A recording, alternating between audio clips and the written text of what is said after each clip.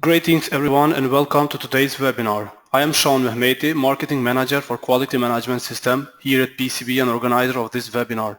Before we start, I would like to inform you that PECB is organizing PECB Certified Advanced Auditing Technique event, which will take place in Stockholm, Sweden from June 27th to July 1st, 2016. For more information, please visit our website pecb.com.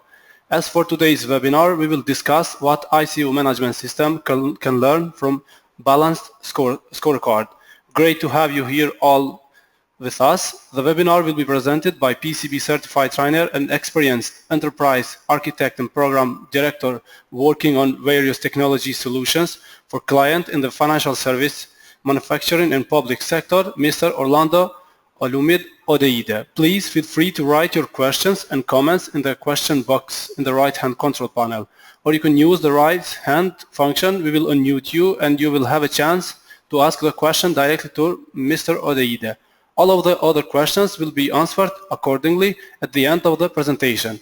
Please, Mr. Odeide, you may continue with your presentation. Okay, thank you very much for that. Good afternoon. It's afternoon where I am. So good afternoon, everybody. My name is Orlando once again.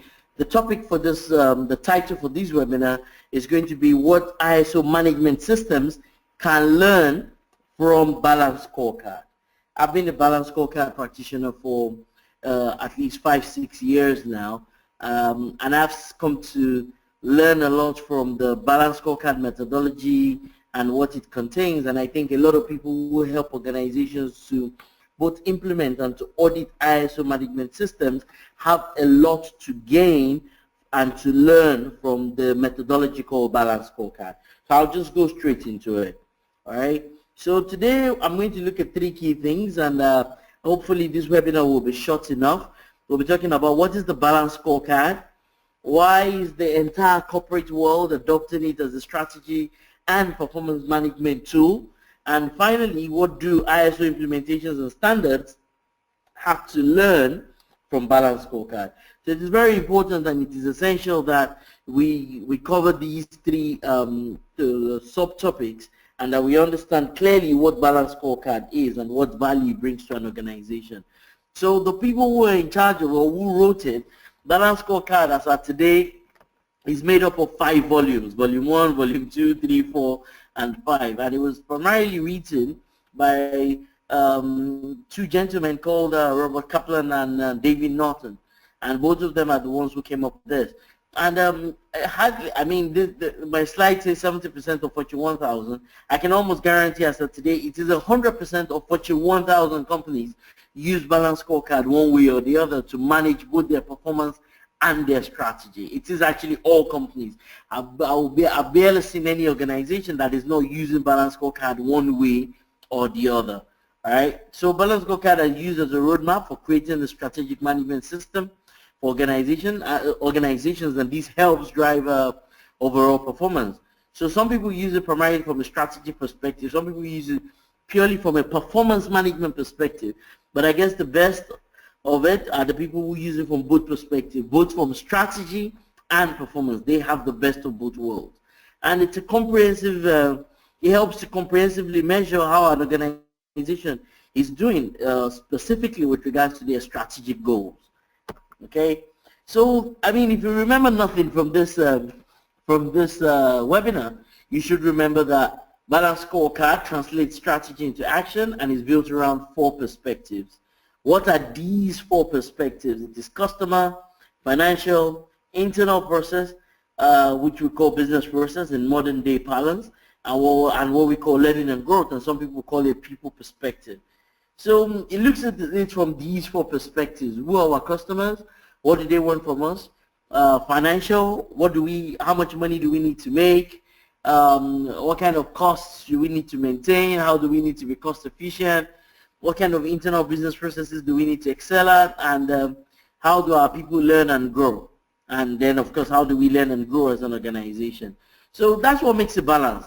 So people say, what does the balance mean? It means that it is balanced among these 4 perspectives. Think of it like kind of the 4 legs of a stool or the 4 legs of a table, and we're talking about being balanced. And where is this coming from? It's coming from the fact that a lot of organizations only think about their strategy and performance from a financial perspective.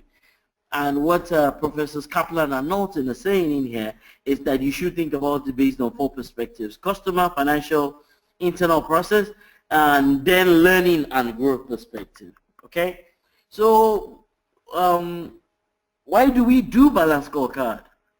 And this is a very important question. Why on earth should an organization do Balance Scorecard? Why should ISO implementers and auditors do Balance Scorecard? So these are some of the reasons: to achieve strategic objectives, to provide quality with fewer resources, to track progress, to continually improve. And you see that these are compelling reasons enough for anybody to do Balance Scorecard. So it's very important, it's very essential that you understand why exactly should you do Balance Scorecard. When you're doing an ISO piece of work for an organization and it comes to understanding the context of the organization, Balance Scorecard is one of those tools that allows you to really understand the context of the organization and allows you to be able to say, you know what, to ask them real qualitative and quantitative questions around their performance and around their strategy. Okay. So behind as I mentioned before, the idea behind Balance Scorecard is that we should have organization balanced on 4 legs. 4 legs of financial, customer, internal process, and learning and growth. Balance Scorecard also helps you so that it's not just looking at financial measures, as I said. So it looks at it also looks at leading indicators versus lagging indicators. That's talking about CSFs and KPIs, and should contain enough data to keep a complete picture of the organization. So this is very important. At the beginning of every ISO engagement, it is extremely important that you utilize the Balance Scorecard approach and you try to use it to understand how the business is doing, what they're doing well, where their lapses are. The idea behind ISO implementations is to give an organization some kind of competitive advantage. You cannot really start to position ISO in such a way that it gives a competitive advantage, except you really understand where the organization is. And Balance Scorecard is one of those tools that really allows you to be able to understand what exactly is the focus of the organization, what is their strategy, and how well they are doing.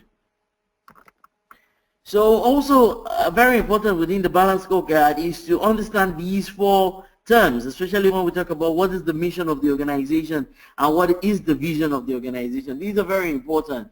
When we talk about vision, we're talking about what they aspire to be in the future. And when we talk about their mission, we're talking about who they are and what they do and what represents them as an organization as at today. So mission is talking about today. Vision is talking about the future or tomorrow, as the case may be. Then, of course, it allows you to be able to clearly understand what their strategies are and how exactly do they want to measure it. So a key theme that you can see coming up over and over again when we're talking about Balance Scorecard is the concept of measurement. So measures, measurement, metrics. Very important, because if you can't measure it, then it doesn't exist in reality. All right? So there are these 5 principles that you need to understand about a strategy-focused organization. They translate strategy into operational terms. They align the organization to the strategy. They make strategy everyone's job. So everybody is involved in strategy. They make strategy a continual process. And finally, they mobilize change through executive leadership. So this is very important for them to mobilize change. Executive leadership has got to be involved. Strategy, make strategy a continual process in itself. Okay, so this is very important. So have a look at this. Then it brings up 4 key questions along each of those 4 perspectives that we talked about. It says, to succeed financially, how should we appear to our shareholders? It says then internal processes, to satisfy our shareholders and customers, what business processes must we excel at? Customer, to achieve our vision, how should we appear to our customers? And finally, learning and growth, to achieve our vision, how we sustain our ability to change and to improve, which completely ties to the people. So these are very important 4 questions that you need to ask yourself. Then the other bit that you really need to get on top of is around objectives, measures, targets, and initiatives. And we're going to look at that in a short while, where it talks about What are our financial objectives? How do we measure them? What exactly is our target? And what are the initiatives that will take us there? Once again, you come to customer and you ask yourself, what exactly are our customer objectives? How do we measure ourselves? What are our targets? And what are the initiatives that will take us there? So you need to ask these questions around the entire four perspectives, and this is really important. So you can think about it as an ISO implementer or as an ISO auditor, having this clear understanding of an organization. If you go to a client side and they provide you with all this information from a financial perspective, from a customer perspective, and telling you about their targets and the initiatives that they've embarked upon, this really allows you to understand the business, and this clearly points out some areas that you can advise the business in terms of improvement. Okay. All right. So these are some points from there. It's strategy in measurable terms. Strategy is summarized in the strategy map, and we'll look at that. The strategy map is like a cause and effect diagram, and then it brings all these things of measurement, target, and initiatives together. So you will see in one of the diagrams that we're going to get to how all this come together. So these are some selection criteria for performance measurement, and organizations need to look at the way by which they're designing their KPIs, and they need to ask themselves, are the KPIs that we're designing, are they meaningful, are they valuable, are they balanced, are they linked, are they practical, are they comparable, are they credible, are they timely, and are they simple? So I've worked with a lot of clients that have set up a lot of KPIs, but the KPIs that they have set up don't make a lot of sense, and they're not reflective of the situation of the organization. So that is very important. All right. So 4 views of performance. These are the 4 views of performance: stakeholder, internal process, learning and growth, and of course, in this instance, you can decide to call it investment, as the case may be. So this is just an example of how an organization is looking at it, from financial, from learning and growth, from their internal processes, and from where they want to invest their money. So other criteria for scorecard development is that they must be relevant, they must be measurable, and they must be actionable. Please remember what we call SMART: specific, measurable, achievable, timely, and realistic. It is. So these are some examples, and we're just going to quickly go through these examples, especially when it comes to certain measures or certain KPIs. So if we say we want to survive, what's important from there? Cash flow. If we want to succeed, our growth. If we want to prosper, increase in the market share. So these are under financial. Under customer, it says new product, percentage sales from new product, percentage sales from proprietary product, responsive supply, preferred suppliers, ranking by key accounts, customer partnerships. So it's very important that you set your goals, but you also look for appropriate KPIs and measures that help you to be able to determine whether you're doing well or not with regards to those goals. Then internal business perspective talks about goals and measures, technology capability, manufacturing, design, the new product. Once again, you look for the most appropriate of measures relative to those goals. Okay. And then, of course, innovation and learning, where we start to look at what exactly is important to us from a learning perspective. Then we talk about, these are just samples, right? You can, in your own organization, in your own situation, you've got to redefine these things specifically, okay? Once again, some more measures. So I will not waste too much time on these measures. This is just a list of financial measures, a list of customer-related measures, customer satisfaction, customer price margin, customer order fulfillment. These are just customer measures, and then we go to internal process measures, where we talk about order fulfillment, procurement, repair service, warranty, quality, and others. And finally, we talk about learning and growth, where we talk about the people measures as it is. So this is very important. This is essential to an organization in being able to arrive at what exactly are the measures that are important and are useful for the organization. But once again, you tie it to the 4 perspectives. How do we set targets? So, I mean, setting targets is always a challenge for a lot of organizations. So people say, how do we set targets? So you can use historical data. You can use your ideas about where you want to go to and where you want to be in the future. You can benchmark yourself against other organizations, and you can just, literally agree to what is feasible and possible for the organization. So those are the methods and the approaches by which you can set targets in themselves. So make sure that your targets are very much in alignment with the measurements and in alignment with the goals. So I mean, you also have to make sure that your targets supersede your existing performance levels, and you need to ensure that those targets are achievable within the defined timeline. So there are various reasons and the best practice for setting targets. Okay. So this is probably one of the most important diagrams that you need to learn. You need to be familiar with it. You need to look at it and try to understand this. And this is just a sample. So if you say it starts from the left, we're looking at what exactly are our goals from a financial perspective. So we've defined all our goals. Then we've aligned them to a set of objectives. Then we've aligned them to some measurements. And then we've set the target. Then in addition to that, we have set what is the initiative that's going to allow us to achieve both the goals and the objectives and to be able to meet the target. So you need to spend some seconds or some minutes looking at this particular scorecard example, because every organization that exists needs to have something like this. It's important, it's essential. You can advise a lot of your clients how they need to use Balance Scorecard, and if you have these as an area of expertise, you can also help your clients in doing this. And as an ISO implementer, you can actually also offer this as an additional or value-added service, helping the clients come up with a Balance Scorecard that looks very much like this. So a lot of what we've been talking about are the theories that allows us to be able to arrive at a deliverable that looks exactly like this. So this is a very important deliverable, right?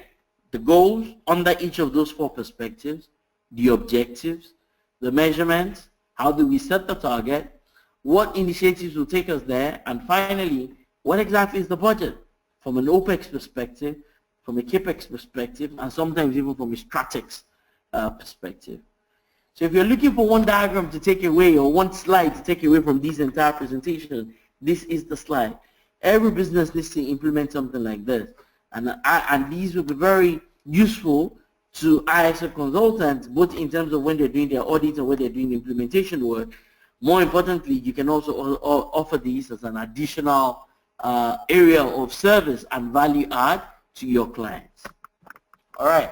So you will have samples of strategy maps. And strategy maps just means that you will take the things that we've done in the slide before now and to put them into some kind of cause and effect diagram.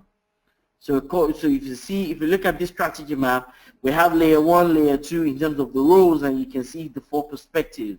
And what they've done is that they've tied the goals to the objectives and to the measures under each of those perspectives. So this is useful. This is useful. This is important. And this is essential for you to be able to do. I have another example here, one that I might even prefer to that one, and it is clearer. So you can look at it. It talks about, once again, now the first one we looked at was a strategy map. What we're looking at right now, was the scorecard, but what we're looking at right now is the strategy map.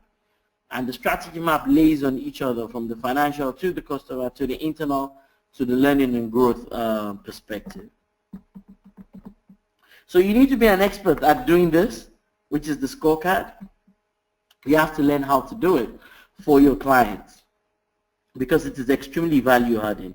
But apart from learning how to do this, then you also now need to be able to do this. And this and the other one that we looked at, both of them, they must align and they must work together. So it takes quite a bit of expertise to be able to do this, but once you get going and you get comfortable with it, and you find out that it's something that you can easily get done over and over for various clients.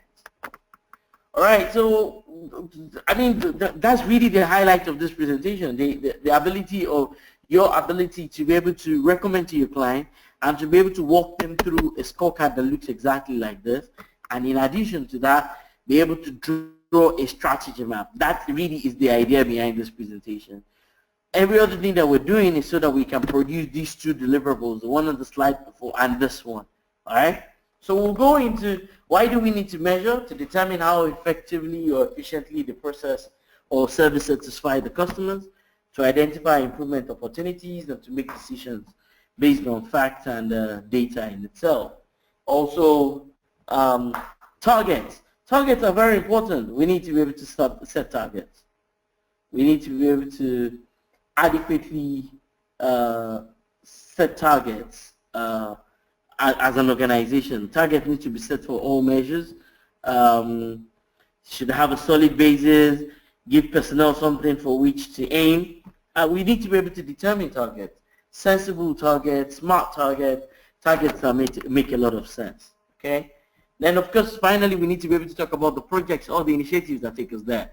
You can't have measures and set targets without having initiatives. Is that in reality, it's the initiatives that help you to be able to achieve the target. So how exactly you're going to meet those targets is very important. So these are essential elements. Once again, if you go back to this diagram, right, it looks at the objectives, the measurement. Then how do we set the targets? And what are the projects or the initiatives that will help us to be able to achieve this target? And then you have to think further than that to come up with a budget that will allow them to be able to do the initiative that allows them to be able to achieve the target. All right, so initiatives are like projects in reality. So they're leader sponsor, they require some investment of time and of money. They have designated owners, they're clear deliverables and milestones from them. And usually they're clear deadlines, and then you need resources to be able to do that. As I said, targets are like projects. So everything that matters in project management also matters from an initiative perspective. All right. So look at this brilliant slide that talks about initiatives and how various initiatives allow you to be able to meet different goals and objectives. So if you're setting up a portal, there's a reason why you're setting that up. If you're doing a CRM, or you're coming up with the knowledge center, or you're coming up with a survey, or doing a training as an initiative, any of these initiatives that you decide to embark upon must meet some specific goals and objectives. So it's very important, and it's essential that you understand what exactly are the various initiatives and how do they tie to goals and objectives.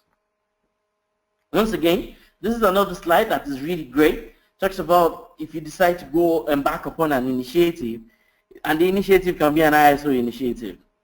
Then it's asking us for what exactly are the outputs from this initiative, and what are the outcomes? How do we measure the outcomes from the initiative? So the initiatives, the output, and how we measure the outcomes. All this is really important and essential. So then, of course, you need a leadership team. You need people who can drive this. A balanced scorecard should be done from top down. So people who can drive the vision, who can drive the strategy, who can ensure that the objectives and the targets are on point, and who can provide endorsement on these things. So this is very important. Also, you need a core team that drafts the strategy map and the scorecard, and they work with the employees to develop measures, and they work with the leadership team to plan and implement the scorecard as it is. So there's a leadership team that is needed, there's a core team that is needed, and then of course, so I'll close with this. I mean, I'm rounding this up. What are some of the reasons why we need to adopt Balanced Scorecard? It's better than the traditional accounting approach. It allows you to be able to take a holistic and well-rounded approach to strategy management and to performance management. So it looks at both perspectives that are financial and other perspectives that are non-financial. Then, of course, the non-financial measures are very important because it's not all about money. Even though a lot of organizations put a lot of the focus on money, it's not about money. Sometimes it's about your customers, sometimes it's about the staff of the organization. So you've got to take a 360-degree look at strategy and performance. And these are some of the good practices that you should embark upon. Even if you come up with a balanced scorecard, it needs to be reviewed regularly. And even if it's reviewed regularly, you need to put adequate data in it, and it needs to be data-driven. Then it's a living document, so it needs to be updated. It's not cast in stone. It's not one of those things you do and it stays there for years to come. It needs to be looked at regularly. It needs to be reviewed. It needs to be updated. And current realities you need to fit that into it. All right. So yeah, this is my final slide. So Balance Scorecard is great. I think it's a great tool. I think it's an extremely important and essential tool. I think it helps you to look at your vision and your strategy. It helps you to understand the entire organization using both quantitative and qualitative measures. And it ties to all your quality initiatives and all your quality improvement ideas. And it's a great communication tool for everybody within the organization. So I think it's a brilliant approach. This is probably one of my best tools, and it helps me to be able to do a lot of ISO audits and ISO implementations. And I'm going to urge all of you to go research more into this area of work, to go learn more about it, to go review it, and recommend it to a lot of your clients. And apart from recommending it to your client, it's also a value-added service that you can provide. And finally, it's an area of work that you can also make a lot of money from, being a Balanced Scorecard consultant to your existing client landscape. All right, thank you very much. Thank you, Mr. Odeide, for this great presentation. Now we will take the time and answer some of the attendees' questions. Okay, then the first question, Mr. Odeide, is that how long does a balanced scorecard system take to develop and implement? It depends on the size of the organization. And some organizations that I've worked with, the actual development, you can get it done in about a month or 4 to 6 weeks, or sometimes it could be 8 weeks. It depends on the size of the organization. But its execution in itself, it takes much longer than that. And once an organization has put it in place, you just need to agree on review points and review milestones, possibly every quarterly reviews or half-year reviews. But in terms of implementing it for an organization, it will take about 4 to 8 weeks for a small to medium-sized organization. For bigger organizations, it might take as long as 12 weeks or maybe even 16 weeks, depends on the size of the organization and the complexity of the business models. Yes, thank you very much. We have got another question from the attendees, and the question is, what challenges will I encounter trying to develop and deploy a balanced scorecard system? Okay, so there are lots of challenges, and number one challenge there is definitely the education and the understanding of the consultant himself. So it's very important that the consultant himself really understands Balance Scorecard, what to use it for, how to use it. If he doesn't, then of course he is significantly limited in terms of how he can help the client. Also, the other part is that clients don't work this way. They're not used to this scientific approach to doing their strategy and even to doing performance management, and they're not used to this kind of system. So like every other thing that is new to the client, you're going to expect some resistance, you're going to expect some, possibly even some negative feedback. So it needs to be managed appropriately by the consultant and to warm them up into it and to really sell and demonstrate the value of Balance Scorecard to the organization. So those are the two key challenges. Usually it's one, it's around the knowledge of the consultant, his own experience, his own approach, and number two will be, you know, the normal resistance to change that you expect from clients and how the consultant manages that. Thank you very much. We have got the last question for this webinar. Is the Balance Scorecard relevant to the private sector companies? Oh yes, very much. In fact, I think more private sector companies use Balance Scorecard than government. So yeah, absolutely. So if you just go online, you'll find a lot of material. As I told you, the Balance Scorecard material is volume 1, volume 2, volume 3, 4, and 5, written by Kaplan and Norton. So they've got examples in there. They've got a lot of examples of how, you know, sample scorecards for private and public institutions. So yes, everybody uses it. And as I said in my webinar, I think the most important part is that we as ISO implementers and auditors have a lot to gain from this. One, it's a big area of work. I mean, this is a completely specialist, and I know people who charge more, individual consultants who charge as much as you know, $50,000 to $100,000 for helping organizations to develop a balanced scorecard. So it's a great area of business and opportunity for us as ISO consultants, and also even more importantly is for us just to be able to recommend it to a client and to tell them that their business is easier and better managed if they decide to use something like Balance Scorecard. Thank you.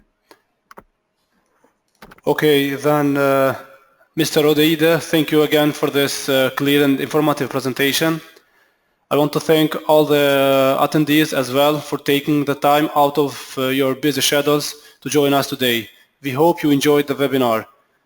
Thank you, Mr. Oedide, for this informative presentation. Goodbye. Thank you.